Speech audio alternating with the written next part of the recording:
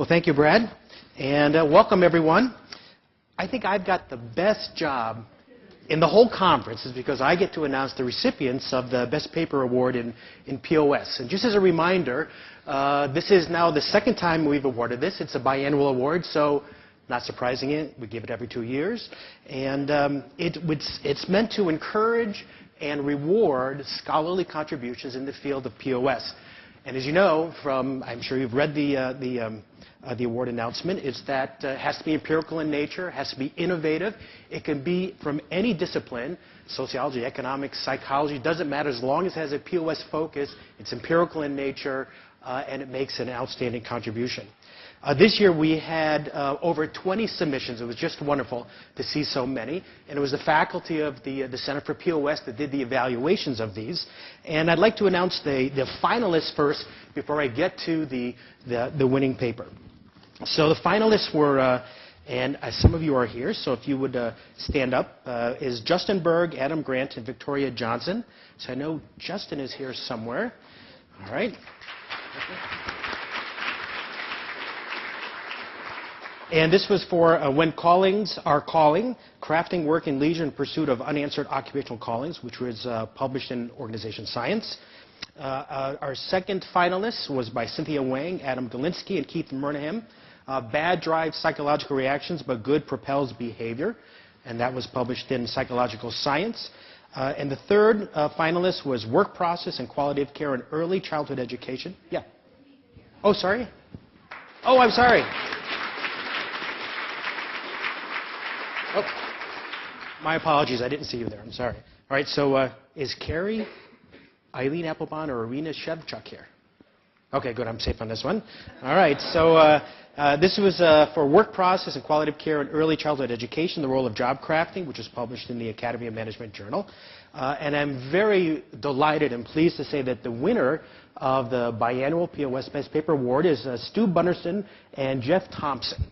And it's for the paper, The Call of the Wild, Zookeepers, Callings, and the Double-Edged Sword of Deeply Meaningful Work, which was published in the Administrative Science Quarterly. So Jeff and Stu, you stand up, please.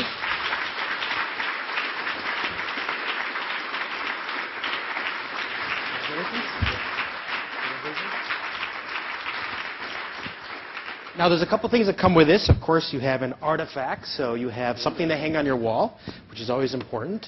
And in your case, however, Jeff, there's been a problem of mistaken identity, I think.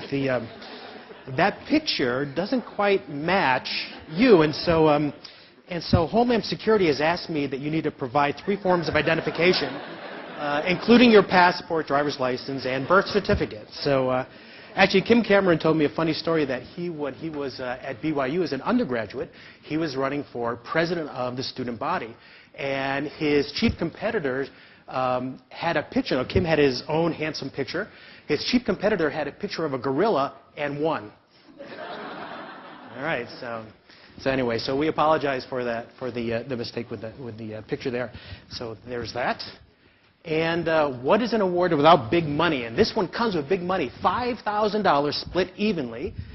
And if you want to know what big money looks like, this. This is what big money looks like. Right?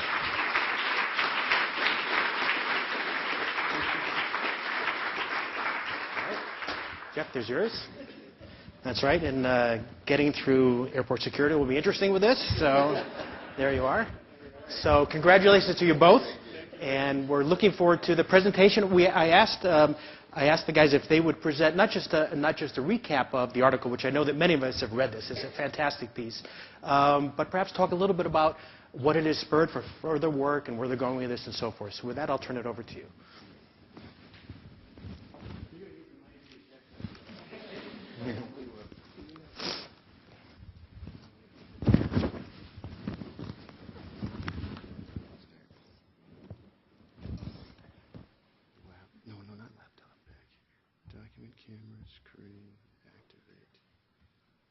That's my clicker. Good morning. This is This is such an honor. We're so grateful and frankly really surprised at the recognition. This project started on a whim. It's the most playful thing I think either of us ever did, and there were many times at the initial stages of this project we thought this isn't going to get published. This is just for fun. Maybe we'll learn something that will lead to some other area of research, and so it's really it's exciting to see it culminate and to see it appreciated. So very grateful. Wanted to take a few minutes to recap, as Wayne said. I'll do that. I know a number of you have heard this presentation in various forms, so I'm going to give you kind of a bird's eye, bare bones view of where we went, and hopefully those who haven't read the paper will maybe want to. And then I'll turn it to Stuart, and he's going to talk to you about what we're chewing on lately and where we've been since the zoo. So the story starts with a couple of doctoral students at the University of Minnesota who bonded very quickly over this shared idea that we wanted our work to mean something, that we were seeking some sort of purpose and felt like work ought to have a deeper significance. And that was a personal experience, but it also pretty quickly led to a research interest. And this quote kind of captures our thinking at the time. Harry Emerson Fosdick said that people work hard for money. They'll work harder for other people, but people will work hardest of all when they're dedicated to a cause. And we had been toying around with the psychological contracts framework, and you may be aware of that framework. It argues that people connect to their employing organization based on the exchange of different types of currency. You've got economic currency, a fair day's wage for a fair day's work. You have socio-emotional currency. The work premised on the idea that I put my heart and soul into it, and in return I get esteem, I get an identity group. But then there's this third piece that we really didn't find in the literature, at least not in the psych contracts literature, which is the ideological piece, working for a cause, working for something bigger than oneself. And so in 2003 we wrote a theory paper arguing we need a place for ideology, and so we wanted to sort of identify ourselves as the cause guys. And we thought after publishing that paper, boy, it'd be really nice if this stuff actually happened in the real world. Maybe we can go find it somewhere. And so we started musing about where do you find this? You know, we need a context where there's not strong economic incentives, where there's not a lot of socio-emotional career advancement types of incentives. And so one day Stuart's family was visiting my family in Ohio, and we were trying to decide what to do with the kids, and we thought, well, the zoo's fun, maybe we should go to the zoo. Just so happened that Stuart had recently heard an NPR story about zookeepers, and a little light bulb went on. We thought, where do we find this? Well, let's learn about zoos. And this is where the playfulness began. So what did we learn about zoos as we started studying the quote-unquote industry?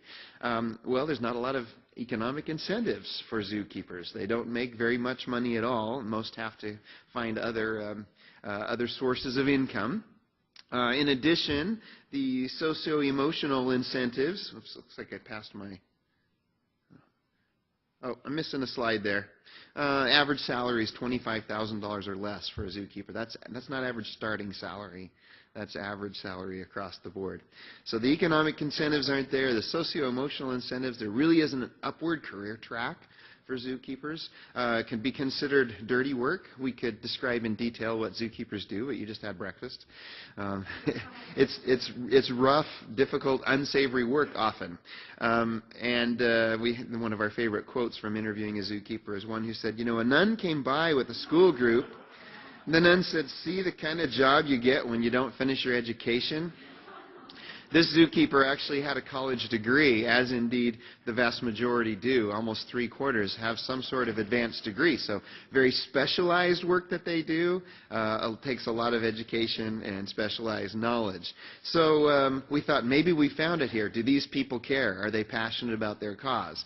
Well, it turns out the zookeepers are incredibly committed. In fact, the data we collected showed that they're outrageously committed and satisfied with their work. Most volunteer for months or years before they can actually land the job.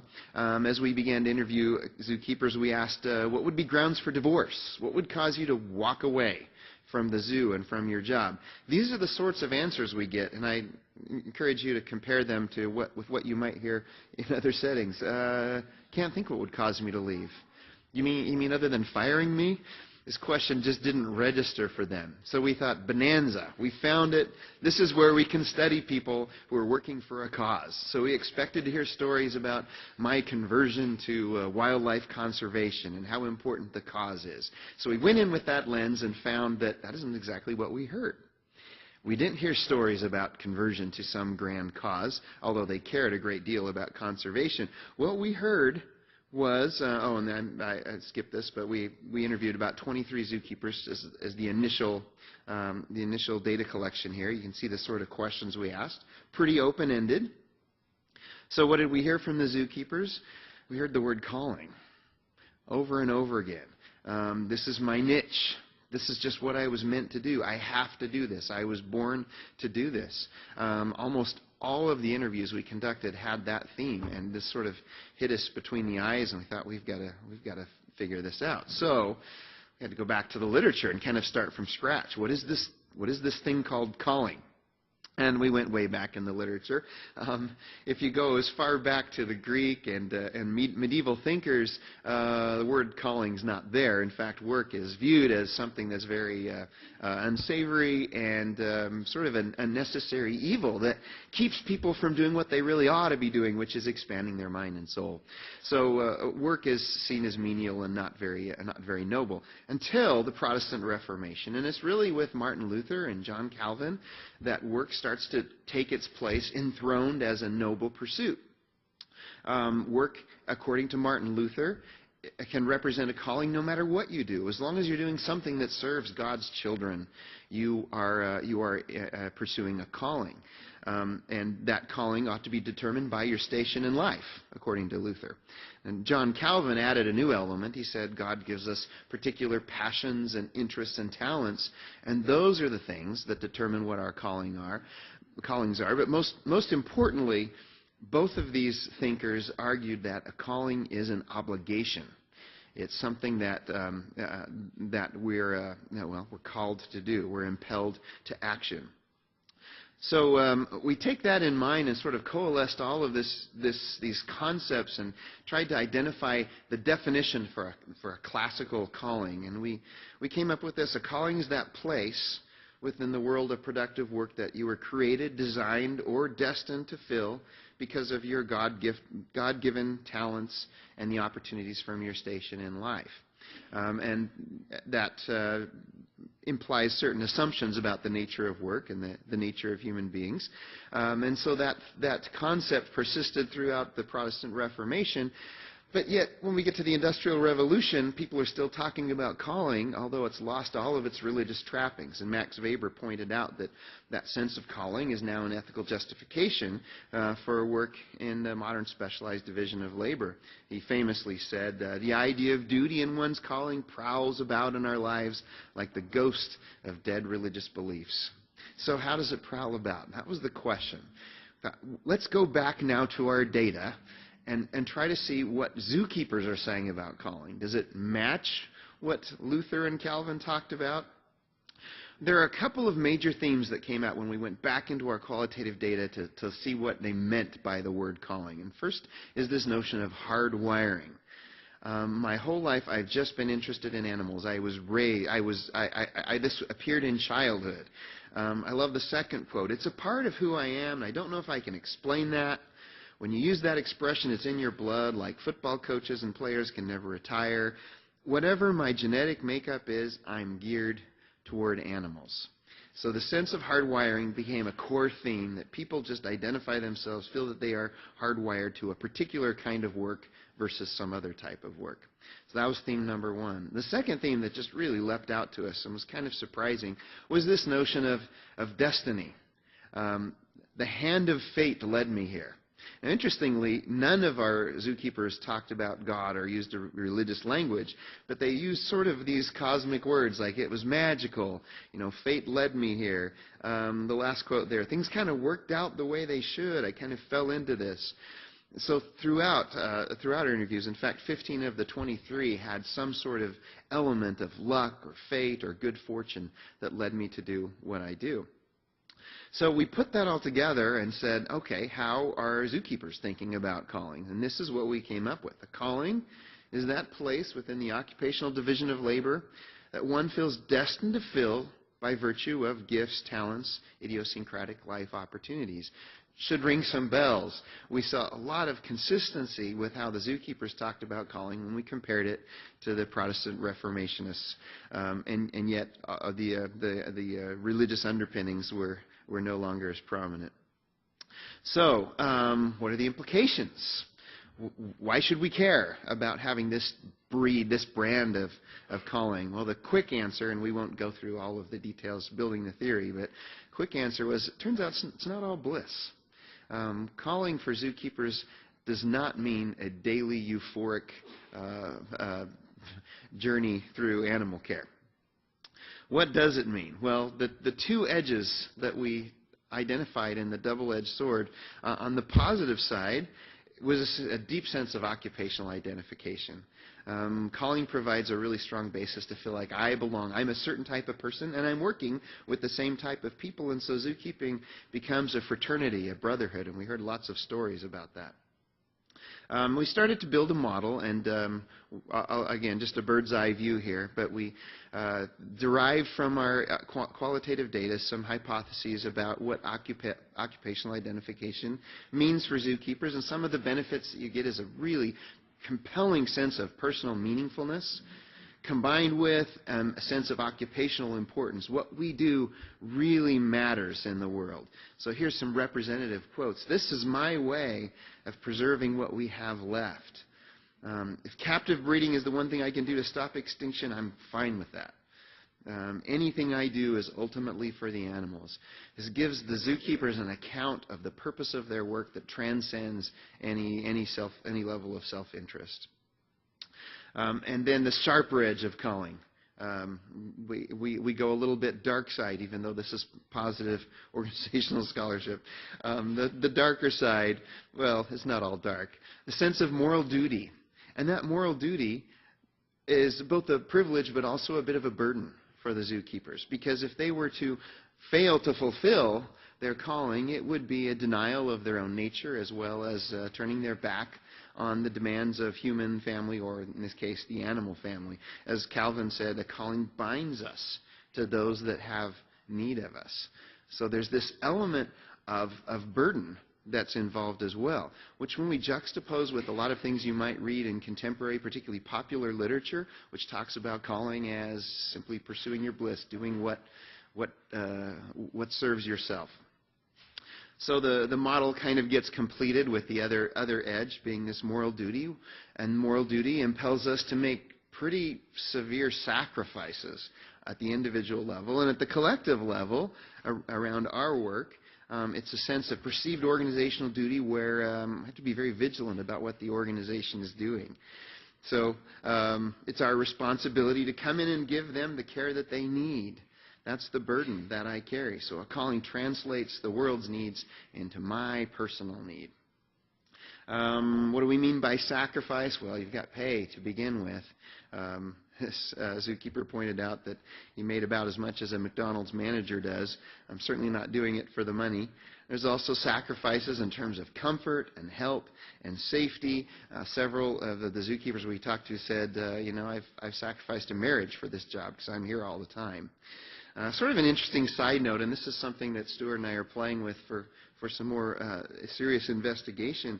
If you think about the fact that these zookeepers are not willing to leave their job, and they're willing to work for peanuts, then what is management's incentive to really reward people financially for great work? One zookeeper said, I'm not going to tell management how I feel about my job. They'll undercut my pay. So a potential for exploitation in people who are working for a sense of calling.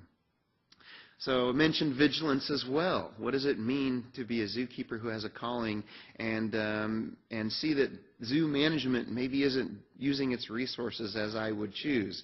Well, we sensed a lot of moral outrage there. They should care as much about these animals, and maybe they don't.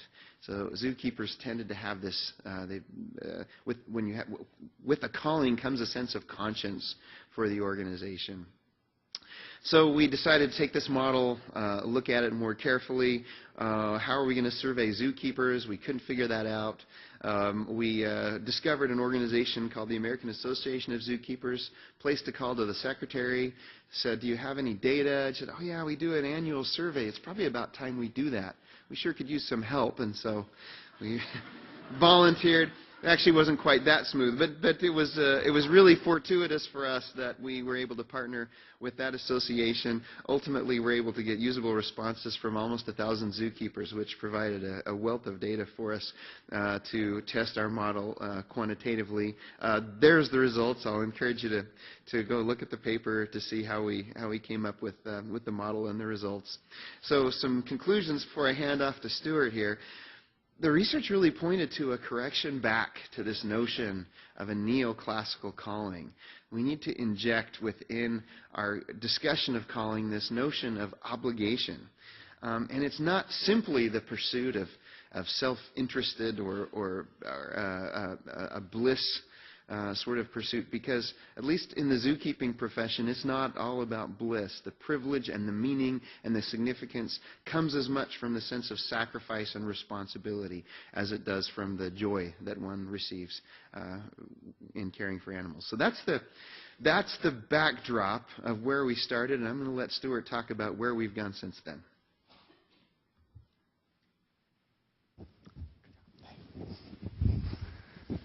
Well, let me just begin by adding my gratitude. What a wonderful honor. We really are extremely honored, not only by the recognition from such a wonderful group of scholars, but the opportunity to share with you some of our thoughts and our latest musings and wrestlings around this topic. And that's really my agenda. I guess I drew the short straw because we're still working on these ideas. And let me say that right up front. Let me tell you that we're still trying to wrap our heads around where to go with this. But the question that we've really been wrestling with is the question I think that comes up any time we talk about this paper with people, which is, how generalizable are these findings? Here you found this really interesting, somewhat weird sense of work among this sample of zookeepers, but how about people in more mainstream occupations? And I think that's a really good and relevant and important question. In fact, Bella and colleagues in their seminal work, where they really talked about this idea of job, career, and calling, they said, what, it may only be in a few economically marginal but symbolically significant instances where we can really even see in our modern society what a calling looks like. Sounds a lot like zookeeping. Economically marginal, symbolically significant. In other words, maybe it may be that a sense of calling only prowls about in certain occupations. And that's a little bit troubling, especially for those of us who teach, for example, management students. What do we tell them? I teach MBAs, executive MBAs. Can you say, zookeepers have this sense of calling, so you can either quit and become a zookeeper, or, you're out of luck. So how do you, what can we tell our students, and is there any hope for a sense of calling anywhere but in these very sort of exotic occupations? Well, one way to sort of get at that question is to go to literature. And so we look to see in the literature where has calling been found. And what you see is we do have some maybe economically marginal and symbolically significant occupations like artists and musicians, but we also have, for example, Amy in her foundational paper on calling looked at a range of occupations that range from clerical to professional and found a sense of calling there. More recently, there's been a lot of work with university students, employees, and professors. So in other words, it looks like that calling may be more relevant than Bella and colleagues sort of guessed. But we're still left with the question, what about management? Can managers have a sense of calling, and what can I tell my students? So in order to get at that question, we had a context-free version of our calling scale. Essentially, this is just the scale we used in the zoo paper, but now stripped of the zookeeping context. We then looked at that in two samples. We looked at it in a sample of executive masters of public administration students, so working professionals in public administration, and then we looked at it in a sample of advanced executive MBAs and MBA alums who'd been out a number of years, so in other words, management professionals. And here are the averages. And as you can see, zookeepers, as we found, have a very strong sense of calling. Executive MPA students, not quite as high, and then management professionals are sort of approaching the midpoint. So there does appear to be some evidence that it's easier to have a sense of calling in some of these, what Bella calls economically marginal and symbolically significant settings. But if you look at the variation in each of those samples, what you see is, look, you've got the zookeepers all sort of clustering at the upper end of the scale. But in these other two samples as well, you've got very clear evidence that there are people who have a very strong sense of calling. In fact, you've got people in both of those samples who circled 7 on every one of those questions. So you've got people who have this sense of calling. You can have a calling. You can have this sense of calling in these other occupations. So that really led to 2 questions that we wanted to wrestle with. Why do zookeepers have a stronger sense of calling than managers? And this is really the question of interoccupational variance. The broader question of why do some occupations have a greater sense of calling than others. And the second is, where do management professionals find their sense of calling? Because there were some people who did have that sense of calling. Where are they finding it? And this is really the question now of intra-occupation variance. So in order to get at that, we began by going back to our definition of neoclassical calling that Jeff just introduced. And we said, okay, so if you're going to have a sense of this neoclassical calling, that requires an awareness of 2 things. First, some sense that there's a distinct and valued niche in the societal division of labor, that there's something out there that serves some valuable purpose in society. And then secondly, that there are particular passions and talents and endowments that suit somebody and suit somebody uniquely for service in that particular occupational niche. And when I make that connection between my passions and talents and that sort of niche in the occupational division of labor, then there's sort of this explosion of calling. So if you take that, and now let's go back and visit that question I asked. How about zookeepers and managers? Well, Jeff went through already where zookeepers are answering these 2 questions. In terms of a distinct and valued niche in the societal division of labor, they're saying, well, we're preserving endangered species. Humankind has taken these animals captive, and we have a responsibility to take care of them. And then they're saying, and not only that, but there aren't a lot of people that have this sort of special skill with animals and this love for animals. I do, and therefore I have a duty to sort of meet that need. Well, what about management? Where would management find a valued niche, and what passions and talents might prepare somebody for that niche? Well, as we thought about that and did some reading, we identified 3 possibilities. That 3 places where managers might find a valued niche in the occupational division of labor. The first is what we call an agent model.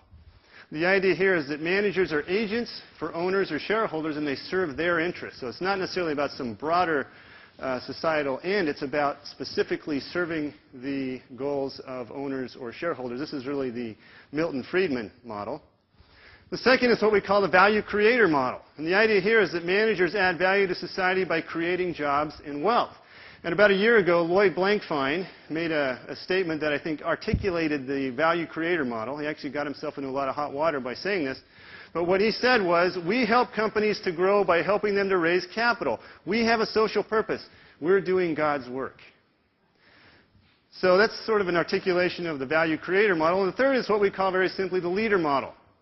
That managers help their subordinates to grow, develop, and achieve company and career goals. Earlier this year, the spring of this year, Clayton Christensen gave the graduation address at Harvard Business School, and he did a very nice job, I thought, of articulating this leader model. He said the following: management is the most noble of professions if it's practiced well. No other occupation offers as many ways to help others learn and grow, take responsibility, and contribute to the success of a team.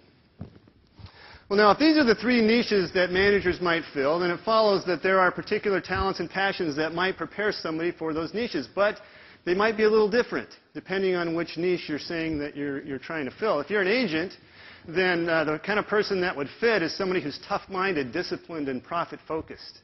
If you're a value creator, the kind of person that would fit there is somebody who's smart and bold and visionary. Somebody who can see the deal, see the opportunities, and act quickly to take advantage of those. And if you're a leader, then you're somebody who's good with people. You're charismatic, you're inspiring, you can take charge. So our point here is not to say or try to adjudicate between these 3 models. Clearly there's validity to every one of these. And managers could argue that management does fill these various niches. But our question and our focus is a little more focused here. What we're trying to do is understand whether any of these models inspire a sense of calling among management professionals. And if not, what does? So in order to get at that, we went to this sample of management professionals that I talked about just a minute ago. Again, we sent out a survey. The survey included mostly open-ended questions, a few questions that I'll get at in a minute that were not open-ended. We sort of dropped all the non-management respondents so that we had just people who work or have worked in the management profession. Didn't necessarily have to have subordinates, but they did have to work in a management profession. And then this is sort of a description of what the sample looked like. But one of the first things we asked this sample is, okay, you tell us, do you think management can be a calling? And here's what they said. 82.8%, essentially 83% of this sample said, yes, management can be a calling. And so we followed up that with a very open-ended question. Okay, well, please explain why or why not. If you think management can be a calling, why do you think it can be a calling? And then we grouped these responses into different categories and then looked to see, did any of these issues come up? In explaining why they felt that management can be a calling, did they point to the agent model? Did they point to the leader model? Did they point to the value creator model? And what we found is that nobody mentioned the agent model. Nobody said that management can be a calling because managers are agents for owners or shareholders.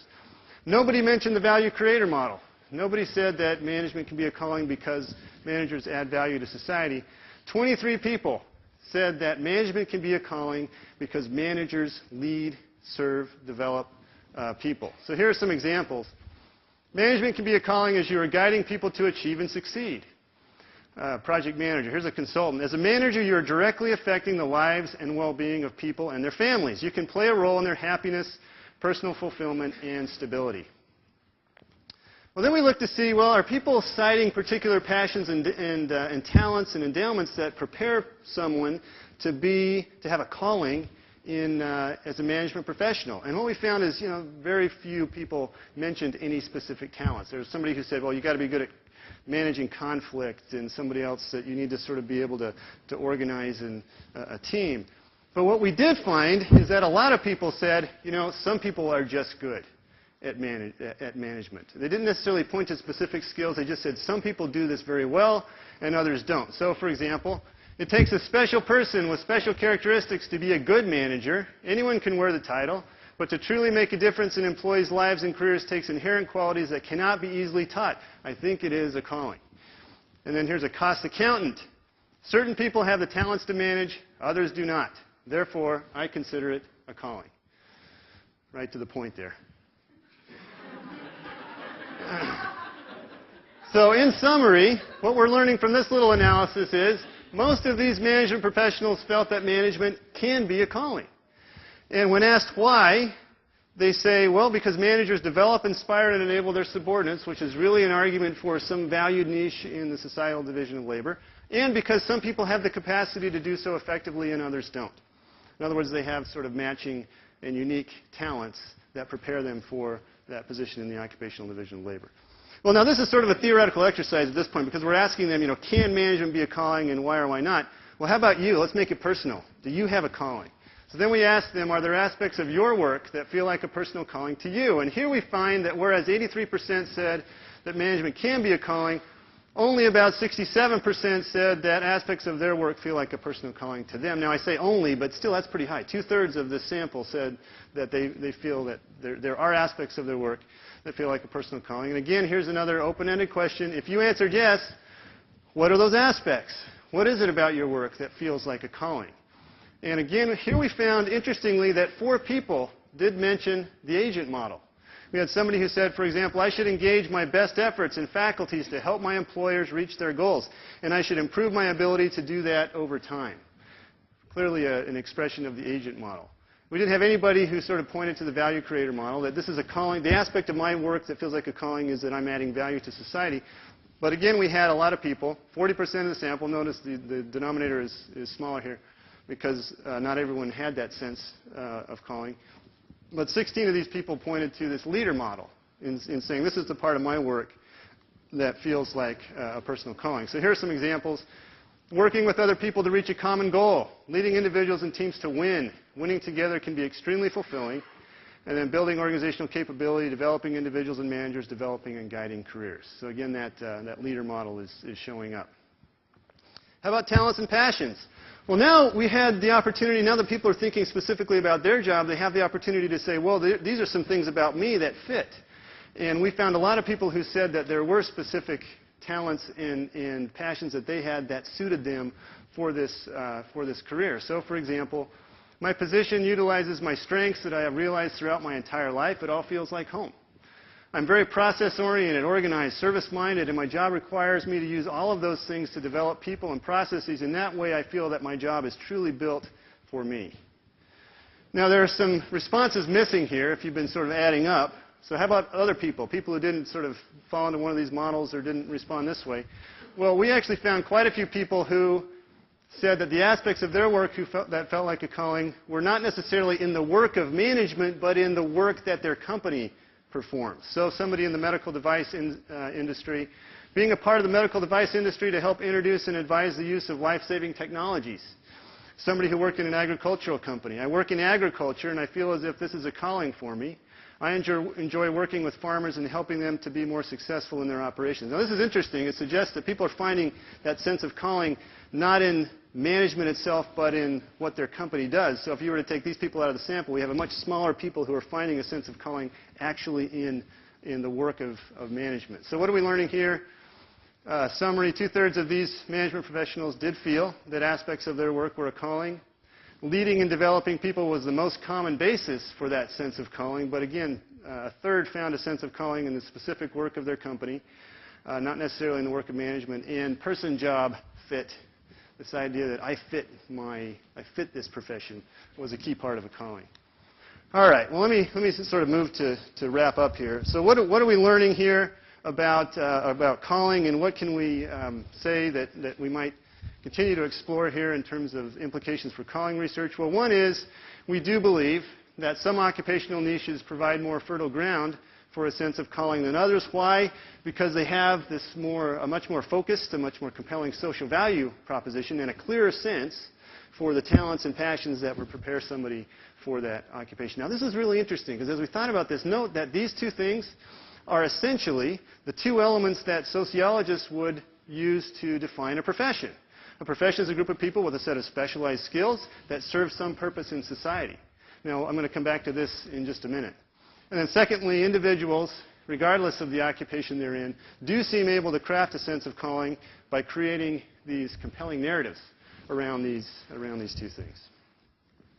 Now, let me conclude with some reflections on the implications of this research for management education and for the profession of management, because I think there are some, and I think they're pretty important. Recently, I read a book by Rakesh Khurana called From Hired Aims to Hired Hands, which he published in 2007. Wonderful book. If you haven't had a chance, take a look at that book. In that book, he documents the history of management education in the United States over the past 120 years or so. And in that book, he makes this important point. He says, at the center of the idea of professionalism that shaped the founding principles of American business education was, as we have seen, the notion of a calling. In this conception, an individual's sense of obligation to work steadily and reliably at a calling, to subject all of his activity to a rationalized discipline in the service of a higher end than self-interest, is the sine qua non of professionalism. In other words, at the heart of what it means to be a management professional is this sense of calling. Now, notice that at the heart of the calling is the idea that we're working in the service of a higher end than self-interest. Well, there's a problem there, because as Khurana goes on to explain, in the past 25 to 30 years, the idea that managers should serve any higher end other than shareholder value has been effectively trumped by the rise of agency theory and associated economic concepts. In other words, the management profession has been attempting to, quote, claim the privileges of membership in a profession, including, I would argue, a sense of calling, while throwing off the attendant restraints and responsibilities.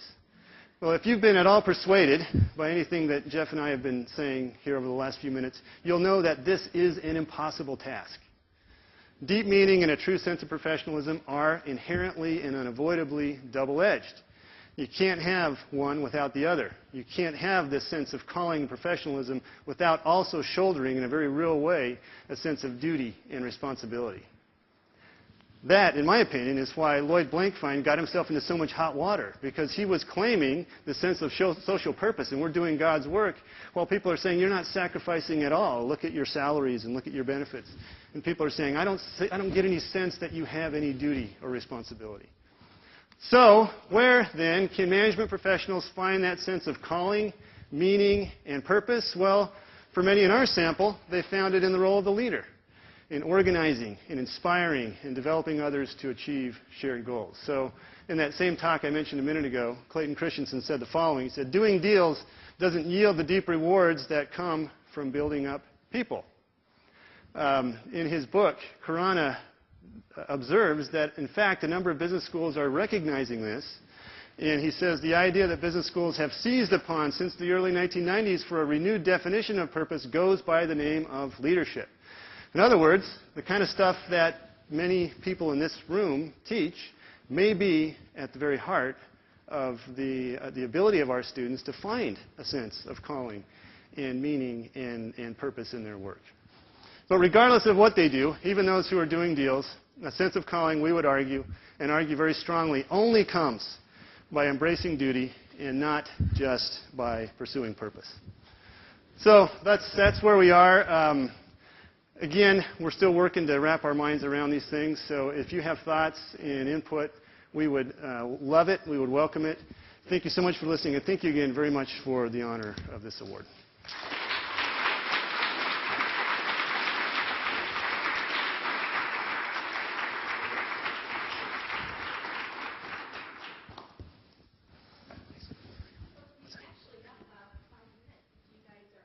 Oh, yeah. We were so worried about getting done in time. we would love to deal with any questions or brilliant suggestions. Yes. You mentioned the idea of brotherhood and fraternity, and I wondered what the gender composition was, and if any dynamics related to that came into your work. Yeah, gender composition, 73% female. So fraternity may be the wrong word. That's one word that was used in the interviews. Well, that word actually was used, remember, by an elephant handler, and the elephant handlers are predominantly male. That's true. So he's saying, we're a fraternity of brothers, and so I guess maybe that's, for them it is a fraternity. For him, it was a fraternity. So what's your? No, I don't know. I was just thinking about a lot of things. I love your scale on the definitions and I do a lot of research on work and family. I was thinking, for some people, is it a calling to be a parent versus a job? And you could take those scales as a new way to measure identity for work and family. Different people feel like they have to be a parent, and then they have it. It's like, oh my gosh, what do I do with my career? And they get very depressed for managers. So I just thought I did see a lot of applications, and just thought that. The only other thing I wondered about was you were talking about the professions that had the calling, didn't necessarily make a lot of money. Is there an economic trade-off that if you do something you love, besides what society says, do you have to show the sacrifice for making less money, like professors make less money than people work in corporations? Yeah, this is an issue that we've really been wrestling with, and that's another sort of stream that we've been trying to understand. Is it does seem very clearly that you could make the causality argument the other way. We argued that calling leads to a willingness to sacrifice because you have this sense of duty. You could argue that if you're being sort of forced to make sacrifices, then you got to find some reason to explain why you did that. And a sense of calling, it's cognitive dissonance. So you're sort of finding this in a sense of calling. And so the way the reverse argument would work is, I kind of like animals, and they needed somebody at the zoo, and so I end up working there. Not because I have some sense of calling, but because I'm at the zoo. And now I have to explain to people why I'm working in a job that doesn't make a lot of money and that is fairly low status. Well, I can explain that in a compelling way that gets my wife off my back. If I say, I'm hardwired this way. This is just the way I am. So don't give me a hard time. I just have to do it. And besides, look, someone's got to do it. Look at society. Now, that's a highly cynical view, obviously. And we don't believe that's really the way it works. We think that people they sort of are trying to listen to that inner voice and what they were sort of hardwired to do. And then they're trying to pursue that. But, we can't, especially not with these data, we can't sort of forestall completely the alternative explanation that this has to do with cognitive dissonance. Now, I had to share one little, I found a quote. Trish Carter is the CEO of Dancing Deer Banking Company. I don't know if you guys know this company. They do a lot of socially responsible sort of initiatives. And she gave an interview once where she said, you know, I had given so much to this company, I had missed so many of my kids' soccer games, and I'd put in so many hours that I just had to extract something besides just economic value out of this company.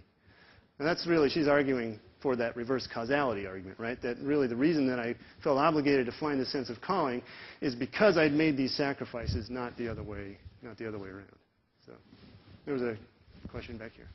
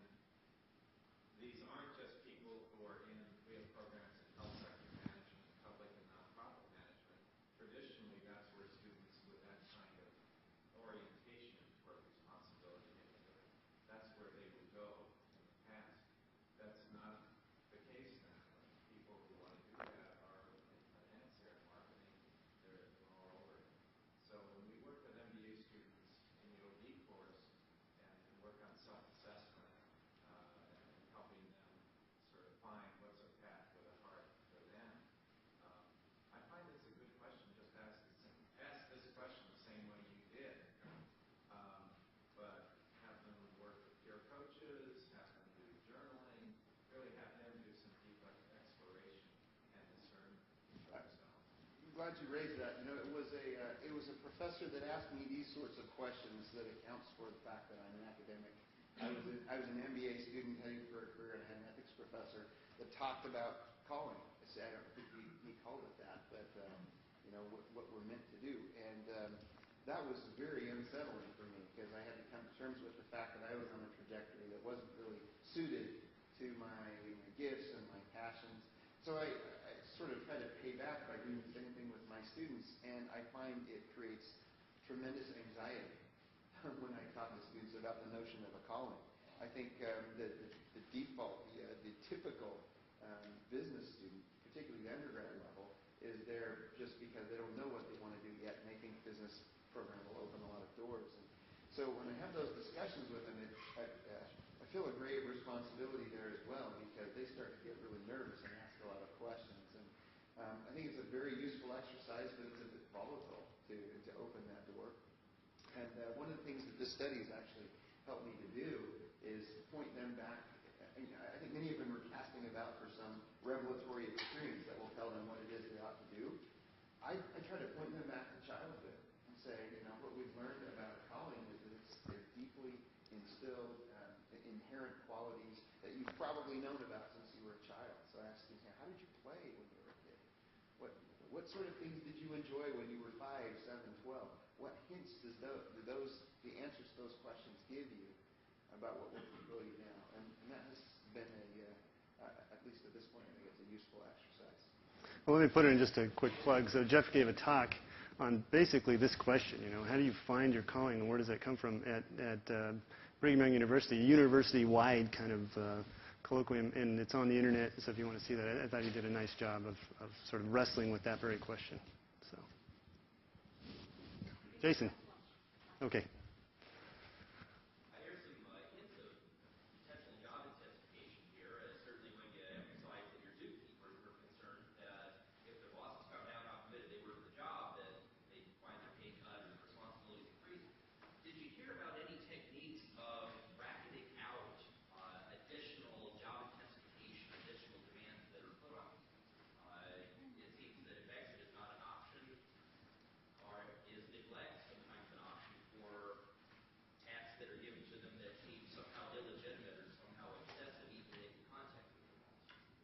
Well, what's interesting to me, and this is a good question that I don't know that I've thought a lot about, but so I'll take a shot and then let Jeff do it. But it seems to me that zookeepers have a very clear, they're very self-directed in their sense of what my animals need, and in a way, it doesn't matter what management says. Because I know what's best for my animals, and in fact, I'm going to push back if management's telling me to do things that are stupid or unnecessary or that take me away from what's going to work with. So my hunch there, based on what I saw, is that these zookeepers with a high sense of calling will never compromise the well-being and the welfare of their animals, but that other stuff is just going to kind of go by the wayside. And the relationship with management, at least at the zoo where we did the interviews, was not what I would say healthy and positive. It was highly cynical. They suspected management's motives. And so if something came down that the zookeepers perceived as busy work, I think they would blow it off. So. Yeah, I don't think you'll ever see neglect. At least we didn't hear any of that. One of the really provocative moments in an interview was we asked a zookeeper, so what would happen, we were asking about this grounds for divorce. What would happen if the zoo started mistreating your animals and actually they were being harmed because of management decisions? Would you leave then? And then the answer is no, that would be even more rationale to stay. Now I have to stay here and protect.